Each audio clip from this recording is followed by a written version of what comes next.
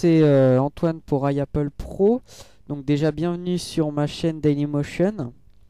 Donc hier il s'est passé un grand événement, donc c'était la présentation de l'iPhone 5. Donc alors concrètement qu'est-ce que cet iPhone apporte de plus à son prédécesseur le 4S? Donc on va voir ça en détail.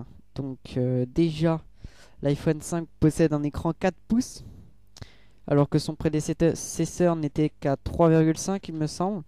Donc là on a une définition de 1136 sur 640 pixels, donc soit 326 pps, qui correspond à un écran Retina. Donc on a aussi le changement du processeur, donc Apple l'a redessiné, donc ce n'est plus le A5 mais le A6. Nous avons également le nouveau connecteur, le Lightning, qui est plus petit et qui peut se brancher sur les deux côtés en fait. Donc vous verrez bien sur la photo que je vous mettrai.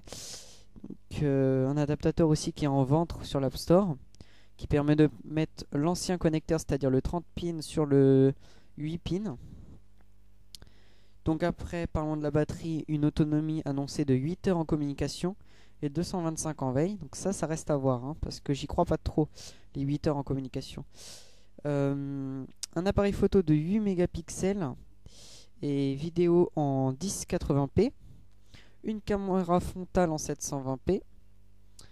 Une compatibilité 4G LTE, donc c'est ce qui fait le grand débat en ce moment sur la toile, car Samsung n'aime pas que Apple lui pique son idée de 4G LTE. Donc à savoir, en France on n'est pas équipé encore pour la 4G LTE, donc ça viendra, donc on sait qu'il est compatible en tout cas.